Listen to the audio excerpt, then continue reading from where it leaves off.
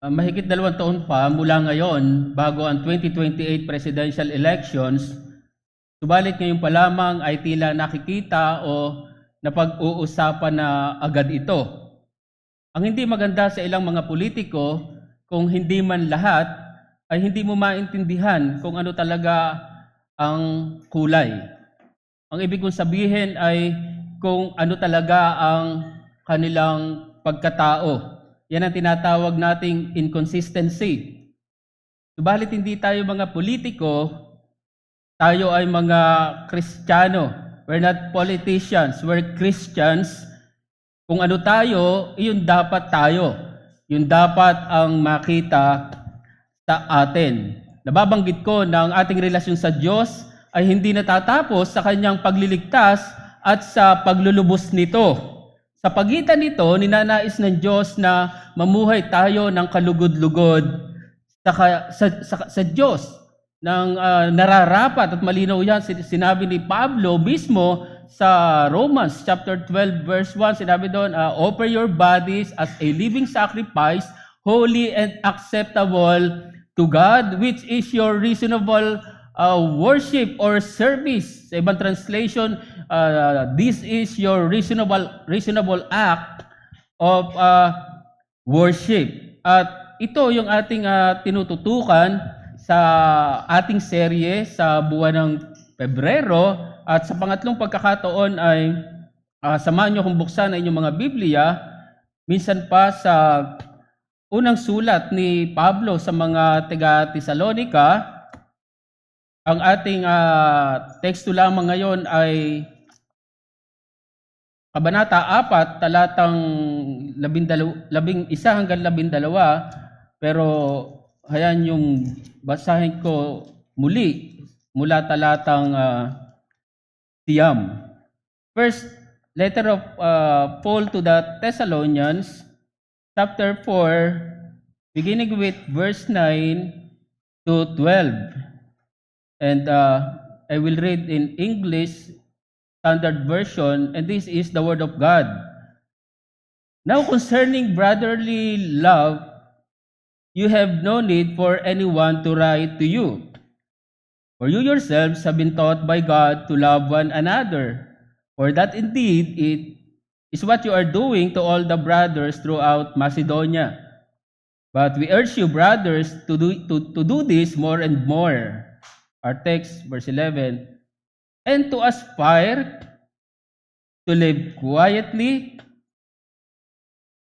and to mind your own affairs and to work with your hands as we instructed you, so that you may live properly before outsiders and be dependent on no one.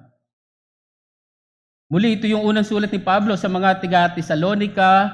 Gaya ng nababanggit ko, ito ay naisulat, pinaniniwalaan na ito ay naisulat, ilang buwan pa lamang nakakaraan matapos niyang iwan ang iglesyang ito. At ito ay dahil sa opposition, particular sa mga unbelieving Jews, mga hindi naniniwala sa ebanghelyo ng Diyos.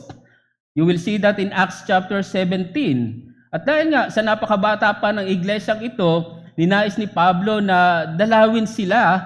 Pero ayon na rin kay Pablo, hinadlangan daw sila ni Satanas. And that's chapter 2 verse 8. At dahil nga sa pagnanais ni Pablo na malaman ang kasalukuyang kalalagayan ng batang iglesyang ito, iyon ay dahil sa kasalukuyang kapighatian na nararanasan ng mga mananampalatayang ito. Isipin nyo, bago pa, bata pa, tapos nakakaranas ng matinding kapighatian, ay gustong malaman ni Pablo ang kanilang kalalagayan, ano na ang nangyari sa kanila o ano nang nangyayari sa kanila. Dahil doon ay sinugo niya, di na siya makatiis, di na siya mapakali, sinugo niya si Timothy at yan ang sinabi niya sa chapter 3 verse 1 to 2. At sa pamamagitan ni Timoteo, nalaman niya na maayos naman ang kalalagayan ng bagong tatag na iglesyang ito, pero may kakulangan. At ito ang nais ni Pablo na tugunan o i-address sa kanyang sulat na ito. At bahagi nga nito ay itong kabanata na ating tinutunghayan sa ating serye, pangatlong pagkakataon na to at sa kalooban ng Panginoon ay tatapusin natin sa susunod na linggo. At dito nga ipinakita ang magandang kalalagayan ng iglesyang ito. Ipinakita dito na sila ay lumalakad ng tama at nagbibigay lugod sa Diyos. Yan ang nakita natin sa nakaraan sa talatang 1. Pero ipinakita dito ni Pablo na higit pa raw dito ang kanilang gawin. At unang-una nga sa mga concern dito ni Pablo ay ang may kinalaman sa pagpapakabanal, sa sanctification, at yan ang tinunghayan natin sa ating unang mensahe from verses 1 to 8. Matapos yan, si Pablo ay dumako sa usapin ng pag-iibigang Kristiyano, sa pag-iibigan ng mga magkakapatid. And that's our last message from verse 9 to 10. Matapos nga po yan, si Pablo ay dumako dito sa ating teksto patungkol sa dapat nilang nasain sa kanilang mga buhay bilang mga individual na Kristiyano. Ano yung dapat nilang nasain? At iyon ay ang mabuhay daw ng tahimik, gawin ang sariling gawain, at magpagal ng sariling mga kamay. Mula dyan, ito yung aking mensahe. Ang buhay na kalugod-lugod sa Diyos ay ang buhay na may hangarin na magtustos sa sarili. A life that is pleasing to God is a life that has the aspiration to provide for oneself. A life that is pleasing to God is a life that has the aspiration to provide for oneself. Magandang ginamit na salita dito ni Pablo, nasain, aspire, to make it your ambition. Ay kung iisipin nyo, bakit ganon? Bakit magkaroon kayo ng ganong pagnanasa? Gustong ipakita dito na walang pagnanais ang mga Kristiyanong ito sa at least sa 3 bagay na ito. Mamuhay ng tahimik, gawin ang kanilang sariling gawain, at magpagal ng sariling mga kamay. Alam nyo, isang hindi maitatanggi sa buhay Kristiyano ay yung pangangailangan sa ating mga kapatid. Walang Kristiyano na hindi kailangan ng kanyang kapatid. Walang Kristiyano na may sariling mundo. Pero hindi ibig sabihin niya na wala na tayong pangsariling buhay o yung tinatawag na individual independence. Hindi. At kung wala o hindi umiiral sa iglesia ang mga bagay na yan, ay hindi rin yan mabuti. Hindi rin yan makakabuti sa iglesia. At ang isang napakagandang halimbawa ng pagiging hiwalay o bukod ng isang Kristiyano, tinatawag nga nating individual independence, ay sa larangan ng pagtutustos o pagpuprovide sa sarili. Bagaman pwede siyang tulungan ng iglesia sa panapanahon, kung kinakailangan, subalit unang pa rin niyang tungkulin na tustusan ang kanyang sarili. At mahalaga itong mga kapatid, yan ang dahilan kung bakit sinabi ni Pablo na nasain nyo. Sa ibang salita ay ambisyon ninyo ang mga bagay na ito. Ngayon, nais kong tingnan natin ang 2 bagay na nagpapakita kung bakit napakahalaga ng pagtutustos sa sarili. Una, ang pagtutustos sa sarili ay marangal na bagay. Providing for oneself is an honorable thing. Providing for oneself is an honorable thing. At pangalawang bagay, ang pagtutustos sa sarili ay mabuting patotoo. Providing for oneself is a good testimony. So, unang bagay na mahalagang makita natin kung bakit napakahalaga ng pagtutusto sa sarili o yung pagpapagal sa pamamagitan ng sariling mga kamay, ang pagtutusto sa sarili ay marangal na bagay. Providing for oneself is an honorable thing. Isang karaniwang paliwanag kung bakit ang mga mananampalataya dito sa Thessalonica, at least yung ilan sa kanila, hindi sila lahat, may ilan sa kanila, hindi natin alam kung gaano sila karami. Ang karaniwang paliwanag, bakit ayaw nilang magtrabaho ay dahil sa kaisipan na napakalapit na raw dumating ni Kristo. That's 1 Thessalonians. Pagdating sa 2 Thessalonians, dumating na talaga si Kristo. So, yan yung karaniwang pagpapaliwanag. Bagaman may posibilidad yan, subalit ang mas malapit dito ay sa kultura na umiiral sa kanilang panahon noon. Yung tinatawag na Greek culture. Meron silang paniniwala na ang pagpapagal ng sariling mga kamay ay mababang uri ng gawain. Sa Tesalonica kasi, lahat halos ng para ka mabuhay ay sa pamamagitan ng paggamit ng iyong mga kamay, literally. At sa kanilang kultura, mababa ang pagtingin doon. Pero hindi ganito sa mga Hudyo, sa Jewish culture. Para sa mga Hudyo, ang pagpapagal ng sariling mga kamay ay marangal na bagay. At ito ang nais makita ni Pablo, ito yung nais maunawaan ni Pablo para sa mga mananampalataya dito sa Tesalonica. So ang pagtutusto sa sarili ay marangal na bagay na hindi dapat ikahiya ng bawat mananampalataya. Providing for oneself is an honorable thing that every believer should not be ashamed of. Alam nyo, ang nakakahiya ay yung iasa mo ang iyong ikabubuhay sa pagpapagal ng iba. Kung sa kanilang pagtingin, nakakahiyang magpagal na gamit mo ang iyong mga kamay, marahil gamit mo sa pagsasaka o kung anumang paraan, ganun nila tinitingnan, mababang uri ng trabaho yan.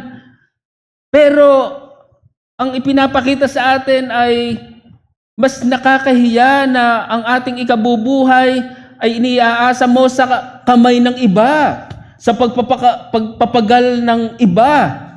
Nabanggit ko na isang hindi natin maitatanggi sa buhay Kristiyano ay yung pangangailangan natin sa ating kapatid. Walang makatatanggi dyan. Hindi tayo dadating sa punto na mamuhay ng hiwalay sa ating mga kapatid. Dahilan kung bakit tayo isang iglesia. Wala ngang Kristiyano na hiwalay o hindi kabilang sa isang iglesia. Talagang may mga panahon sa ating buhay na kakailanganin natin ang ating mga kapatid at yun ay kahit pa sa ating pangangailangan. Kailangan mo ang iyong kapatid sa pamamagitan ng pananalangin. Marahil minsan, kapatid, ipanalangin mo nga ako. Minsan, kailangan mo ang iyong kapatid na tatapik sa iyong balikat marahil sa panahon ng mga pagsubok at maging sa pangangailangan kung minsan ay kailangan mo ang iyong kapatid at mahalaga na umiral ang ganyan sa iglesia pero hindi para iasa mo ang iyong ikabubuhay sa iba. Alam nyo, ipinakita dito ni Pablo na ang mga taong ito ay may kakayanan na magtrabaho. May kakayanan na magpagal ng kanilang sariling mga kamay pero mas pinili sinadya nila na hindi na magtrabaho, na hindi na gamitin ng kanilang mga kamay para sila'y mabuhay. Yan ang problema dito. Hindi tinutukoy dito ni Pablo yung mga tao na hindi na kayang magtrabaho o magtustos sa kanilang sarili. At meron talagang ganyan sa iglesia. At yan nga papasok ang tungkulin ng iglesia. At iyon ay ang alalayan ng mga kapatid na nasa ganitong kalalagayan. At dapat ganito ang umiral sa iglesia.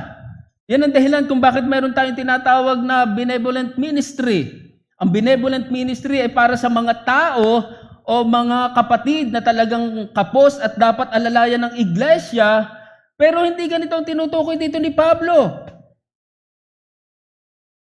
Mayroon tumitingin na some commentators na ang tinutukoy dito ni Pablo ay ang mga taong dumidepende na lamang sa pag-ibig ng mga kapatid. Diba, verses 9 to 10 ay about brotherly love. So, tiningnan ng ibang mga commentators or scholars na kaya sa pagpapatuloy ni Pablo, marahil may mga kapatid na umaasa na lamang sa pag-ibig na dapat ipakita ng mga kapatid. Medyo convincing pero personally hindi ako kumbinsido dyan. Subalit anuman ang dahilan nito, ang malinaw lamang dito ay ayaw talagang magtrabaho ng mga taong ito. For whatever reasons, pero ito lang yung mas makikita natin dito. Kung sila man ay dumidepende na lang sa pag-ibig ng mga kapatid, to extend yung kanilang love, kung anumang kakayanan na meron sila, pwede rin. Pero at least akin nga, ay mukhang hindi naman ganon.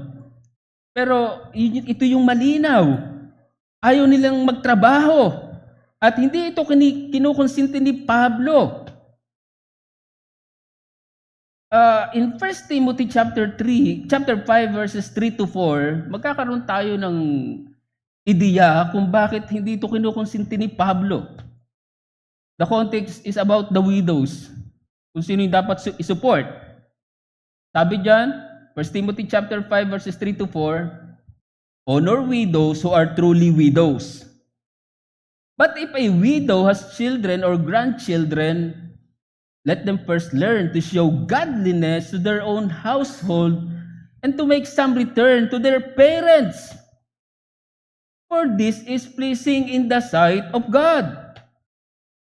Verse 8, hindi na natin binasa pang marami. Verse 8, but if anyone does not provide for his relatives, and especially for members of his household, he has denied the faith and is worse than an unbeliever.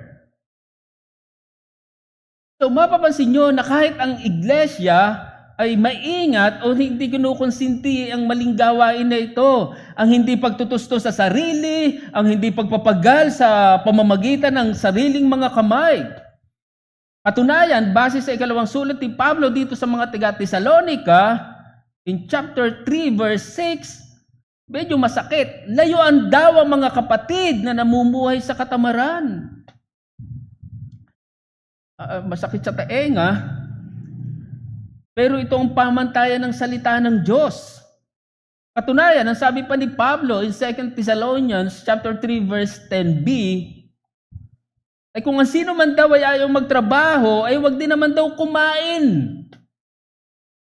Hindi sinabi niya ni Pablo na kung ang sino man ay hindi na makapagtrabaho,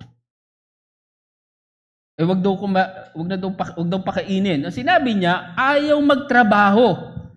If anyone is not willing to work, let him not eat.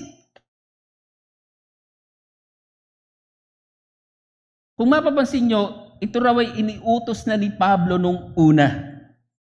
Sa ating teksto, sinabi niya ni Pablo, gaya ng iniutos namin sa inyo. In 2 Thessalonians chapter 3 verse 10, sinabi niya ulit yon. Iniutos na namin to sa inyo dati pa. If anyone is not willing to work, let him not eat. So, iniutos na simula pa, nung kasama pa nila si Pablo physically. Pero ang problema ng mga mananampalataya dito sa Thessalonica, lumala pa sila dito. Sa halip na matuto, lumala pa. Bagaman pagdating sa kanilang pananampalataya at pag-ibig sa kapatid, wala silang problema. Lumago, umunlad sila sa bagay na ito. That's 2 Thessalonians chapter 1 verse 3. Panalangin niya ni Pablo in his first letter. Second letter, answered prayer siya. Walang problema sa dalawang bagay na ito. Bagaman ididil pa niya yung patungkol sa hope. Faith, love, hope. Sa hope may problema pa.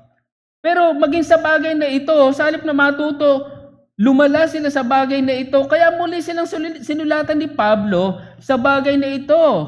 In 2 Thessalonians chapter 3 verse 6 to 15. So ganito ang nangyari o kalalagayan ng mga, at least ilang mga mananampalataya dito sa Thessalonica.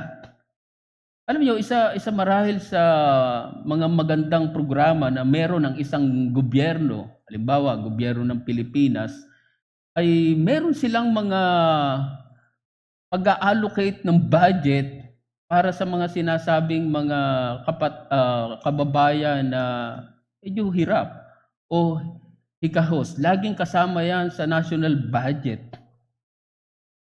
Maraming programa yan. Sa tingin ko, okay naman siya, maganda naman siya.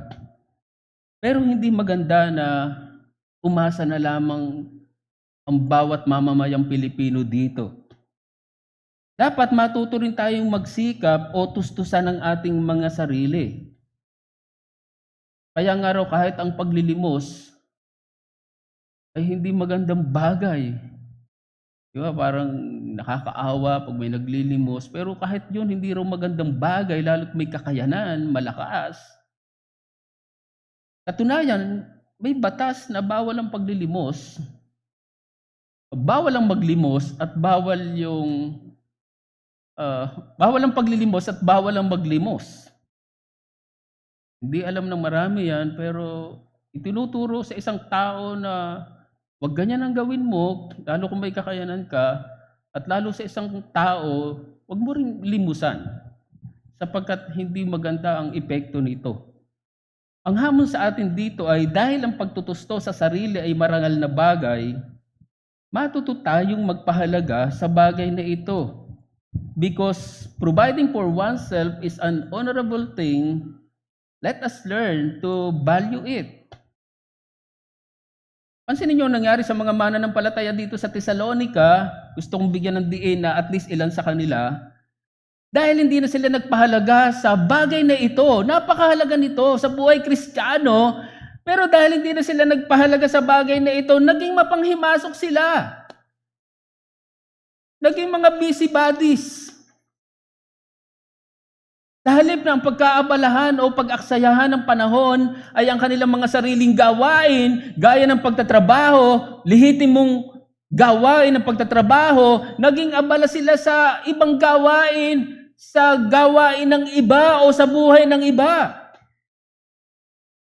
At kanya nang ayaw magtrabaho, sa halip na magtrabaho yan, makikipagchismisan yan. Mapanghimasok nga busybodies. At yan ang dahilan kung bakit magulo ang kanilang buhay.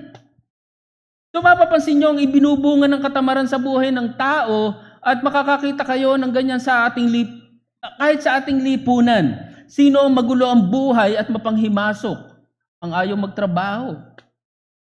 Ang ayaw maghanap buhay, ayaw magpagal ng sariling mga kamay. Kung ang isang tao ay abala sa pagtatrabaho, walang panahon yan sa ibang bagay. Walang panahon yan sa tsismisan. At kung hindi ka mapanghimasok, payapa ang iyong buhay. Tahimik ang iyong buhay, marahil wala kang kaaway. Yan ang dahilan dito ni Pablo kung bakit sinabi niya na nasa inyo, aspire to make it your ambition to live a quiet life, to do your own business, and work with your own hands. And in chapter 5 verse 14, sabi ni Paul, and we urge you, brothers, admonish the idle. 2 Thessalonians chapter 3 verses 11 to 12, for we hear that some among you walk in idleness, not busy at work, but busybodies. Now, such persons we command and encourage in the Lord Jesus Christ to do their work quietly. Kasi nga, masyado na silang ligalig sa maraming bagay. To do their work quietly and earn their own living. Katunayan, hindi pa natapos si Pablo. In verse 14, if anyone does not obey what we have said in this letter, take note of that person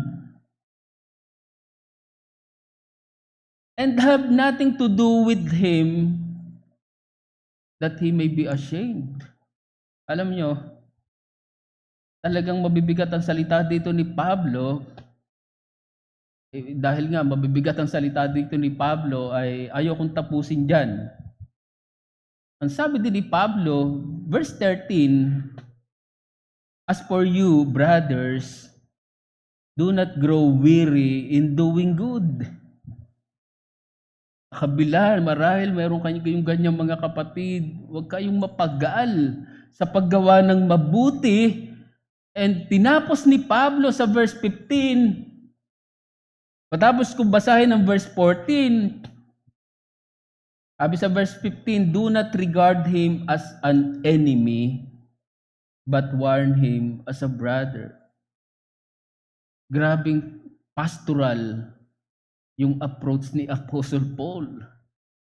Parang medyo harsh, pero very pastoral and always invoking the name of the Lord Jesus Christ. Laging sa utos ng Panginoong Jesus. At dapat ganyan naman ang umiral sa iglesia. Huwag naman tayong mapanghamak o mapanghusga sa mga kapatid na nasa ganitong kalalagayan. Kung meron mga pagkakataon sa ating iglesia, sa loob ng ating iglesia na merong ganitong mga kapatid, huwag kang mapagal sa paggawa ng mabuti, huwag mo naman siyang ituring na nakaaway, kundi i-admonish mo.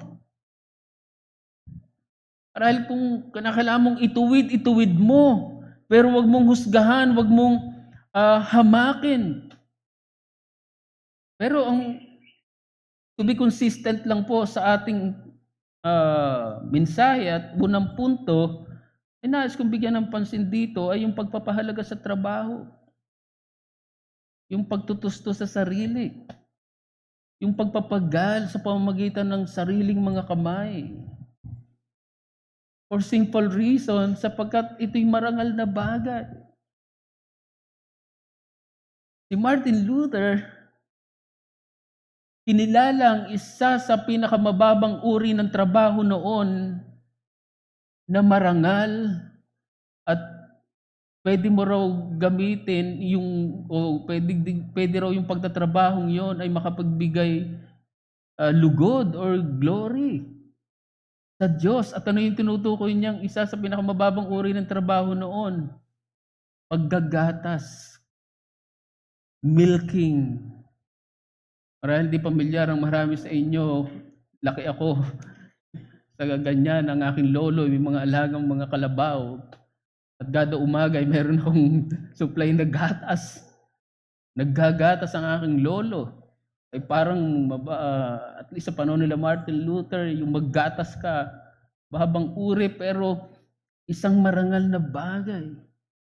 O pwede mong i-apply sa anumang uri ng trabaho na tila mababang uri, mangangalakal ka marahil, maduming trabaho gaya ng construction, etc.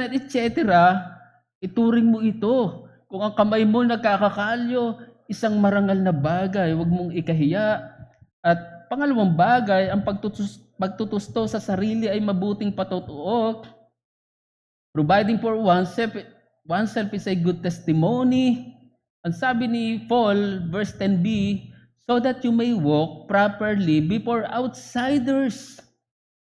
Magandang sinabi sa NIV, that your daily life may win the respect of outsiders. So dito mapapansin nyo na tayo ay tinitingnan ng mga tagalabas, ng mga hindi mga mananampalataya, at ang hindi pagtatrabaho o pagpo-provide sa sarili ay hindi magandang patutuo para sa kanila. Patunayan, ipinakita dito na ito ay hindi tamang paglakad o pamumuhay. Diba sinabi, so that you may walk properly? Saan nanggaling yon? Sa pagtatrabaho. Ibig sabihin, kung hindi ka nagtatrabaho, hindi ka lumalakad ng tama, you're out of line. Parang ang larawan niya ay sa military, kung yung mga sa military dapat mayroong pantay o may diretsong lakad dyan, hindi ka pwedeng lumiko, kanan o kaliwa. Parang ganito ang gusto sabihin dito.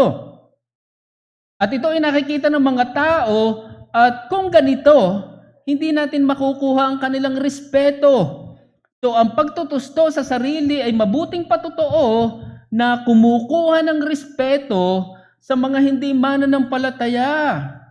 Providing for oneself is a good testimony that earns the respect of outsiders, of unbelievers. So napakaganda nito mga kapatid. kung nais mong makuha ang respeto o paggalang ng mga tagalabas, lumakad ka ng tama, walk properly, live properly, at ang isang paraan nito ay ang pagtatrabaho. So mapapansin nyo na ang ating patutuo ay may malaking impact, hindi lamang sa iglesia, kundi sa lipunan na ating ginagalawan. Ang hindi pagtatrabaho ay hindi lamang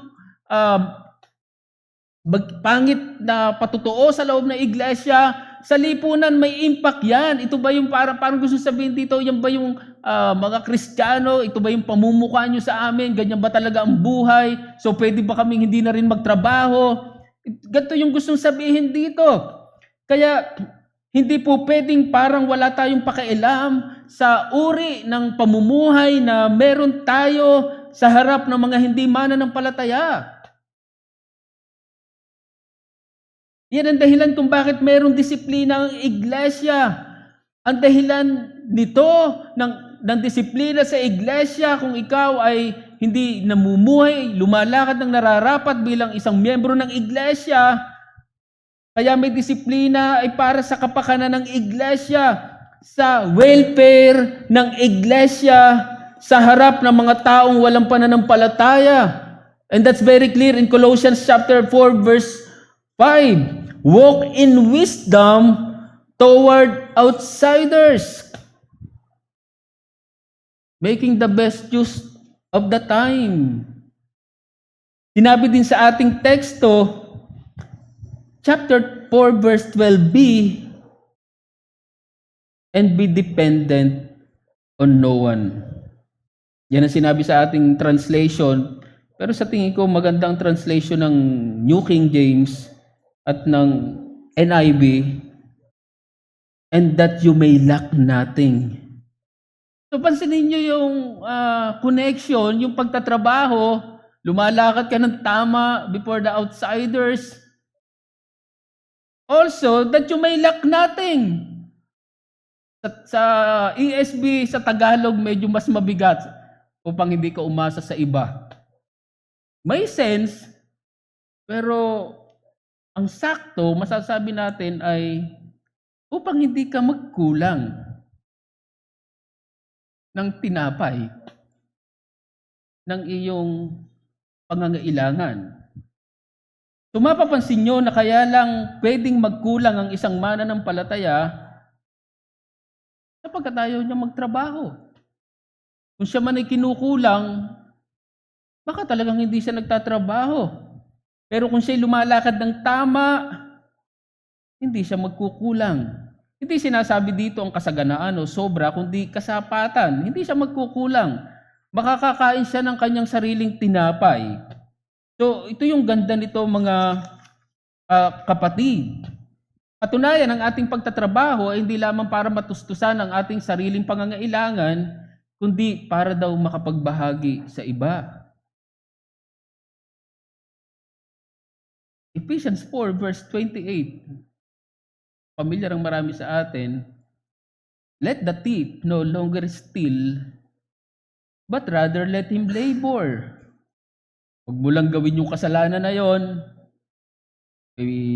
Biyaya na dapat kang gawin. Pagyamanin sa iyong buhay. Magtrabaho. But rather let him labor, doing honest work with his own hands, so that he may have something to share with anyone in need. Isang maling kaisipan sa pagtatrabaho ay para lamang sa kanyang sarili. Magtatrabaho ako para sa aking sarili, sa akin lamang. May katotohanan yon.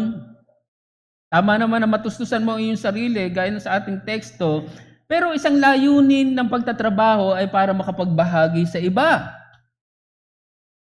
So that he may have something to share with anyone in need.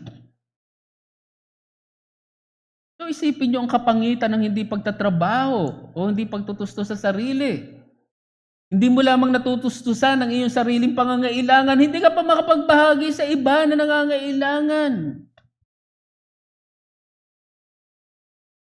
Sinasabing ang buhay ay hindi lamang para tumanggap, kundi para magbigay. Yun yung tinatawag na yung life daw is give and take. Katunayan, higit pa nga raw sa pagbibigay, kundi mag-share. Magbahagi. Yung sharing daw is more than giving. Kung mahirap nang magbigay, mahirap pang mag-share. Siguro kaya ka makapagbigay, medyo sobra, pero yung mag-share, ay parang lampas sa meron ka. Pero ito sinasabi ng Scripture. So ang hamon sa atin ay bilang mananampalataya, gamitin mong kasangkapan ng iyong pagtatrabaho para makuha ang respeto ng mga tagalabas, ng mga hindi mananampalataya. As a believer, use your work as an instrument to earn the respect of outsiders, of unbelievers. Alam niyo, ang pagkuha ng respeto sa mga tagalabas ay hindi lamang sa pamamagitan ng pagiging aktibo sa mga gawain ng iglesia, gaya ng pagdalo tuwing araw ng linggo. Magandang patutuo yun na ang bawat Kristiyano ay linggo-linggo nakikita sa loob ng simbahan, sumasamba. Magandang patutuo yun, pero wag mong tapusin sa bagay na yon. Ang Panginoong Hesus man ay nagtrabaho nung siya'y nasa lupa. Siya ay naging isang karpintero gaya ng kanyang ama na si Jose. Hindi siya panay ministeryo nung siya ay nasa lupa. Bagaman niyo ng pangunahin, ngunit hindi niya pinabayaan ang kanyang tungkulin. Siya ay naging isang mabuting anak sa kanyang mga magulang. Luke chapter 2 verse 51 to 52. Matapos siyang matagpuan, nawala siya, punta sa Jerusalem. Then he went down with them and came to Nazareth and was subject with them. And Jesus increased in wisdom and stature and in favor with God and men. Kaya nga mali na ginagawa mo lahat sa simbahan, pero meron kang napapabayaan. Gaya ng pagtatrabaho. Nasa simbahan ka, hindi mo matustusan ang iyong sarili, o ang iyong pamilya, hindi yan magandang patutuo. At yan nga ang mali ng ibang mga iglesia. May mga iglesia na ang mabuti o mahalaga na lamang ay ang mga bagay na sa tingin nila ay mga espiritual. Huwag ka na mag-aral, huwag ka na magtrabaho. Saka na lang sa church. Bible study. Lahat ng gawain sa iglesia, yan na lang mabuti. Mali yan. Pero gusto ko rin sabihin na mali kung ang iniisip mo na lamang ay panay trabaho. Yung wala ka ng panahon sa Diyos. Yung wala ka ng panahon sa mga espiritual na bagay. Kaya nga mali din, katunayan ay kasalanan, yung tinatawag na workaholism. Yung sobra-sobrang trabaho, yung pagiging workaholic. Akala ko noon na pagiging workaholic ay napakagandang katangian ng isang tao. Hindi ko naintindihan sa salita ng Diyos na ito pala'y kasalanan. At maraming tao wala nang ginawa, kundi magtrabaho. Wala nang panahon sa Diyos. Wala nang panahon pumunta sa simbahan. At gusto kong tawagin ang pansin ng mga kasama namin ngayon sa bulwagang ito sa inyo na marahil nakikinig sa amin, kasama namin online, na kung ang buhay mo ay okupado ng trabaho kahit araw ng linggo, kasalanan sa Diyos ang bagay na yan. Sana ay magkaroon ng puwang si Kristo sa iyong puso. At marahil kung sinasabi mo na ikay isang kabataan o isang estudyante na hindi ka pa naman nagtatrabaho, ang gusto kong sabihin sa iyo ay isang trabaho na dapat mong gawin ay Bigyan ng panahon si Kristo sa iyong buhay. Magkaroon ng puwang si Kristo sa inyong puso.